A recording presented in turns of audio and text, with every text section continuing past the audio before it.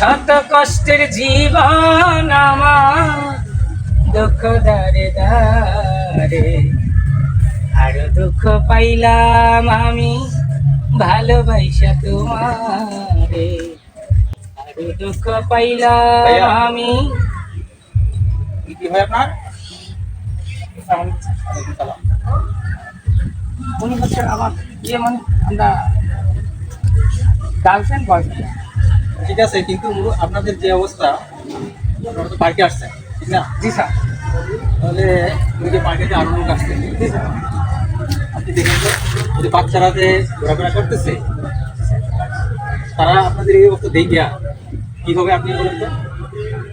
Sir আসলে তো এখানে আমরা টাকা দিয়ে আসছি, একটু বিনোদন করার জন্য আসছি, আনন্দ করতে আসছি, টিকিট কেটে আসছি। ঠিক আছে, আপনি টাকা দিয়ে আসছেন, টিকিট করে আসছেন, ভালো কথা।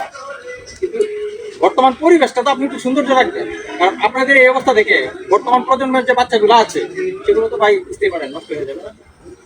স্যার বাচ্চারা এখানে কেন আসে? ওরা তো আসলে পার্কে আসার মতো না স্যার। আমরা আসছি, আমরা চলো আমরা স্যার আমরা না না, শুনেন শুনেন, বাচ্চারা কেন আসে আসলে এটা আপনি ঠিক বলেন নাই। বাচ্চারা বিনোদনের জন্য মূলত পার্ক, ওখানে খেলাধুলার জন্য বিভিন্ন বাচ্চাদের ভবিষ্যতের সামনে যে উজ্জ্বল যে একটা ভবিষ্যৎ, ওটা ফুটিয়ে তোলার জন্য কিন্তু গার্জিয়ান গুলা ওইখানে নিয়ে আসে। আর আপনারা পার্কে এসে যদি গার্লফ্রেন্ড বা বয়ফ্রেন্ড যারা আছেন আপনারা যদি এরকম করেন ভাই, আসলে এটা সমাজের দৃষ্টিতে কিন্তু খুবই খারাপ। আচ্ছা ঠিক আছে স্যার, আর এরকম হবে না স্যার। চলো ঠিক আছে, আজকে অন্যের ছেলে মেয়ে আসতেছে, কালকে আপনার ছেলে মেয়ে আসবে। জি স্যার। সেক্ষেত্রে নিজের পরিবেশ নিজেদেরকে ঠিক রাখতে হবে। এমন কিছু কইরেন না যাতে আশেপাশের পোলাপানের পরিবেশ নষ্ট করে। ঠিক আছে, নিজেরা ভালো হয়ে যান, সবাইকে ভালো থাকতে দেন, সুস্থ একটা সমাজ।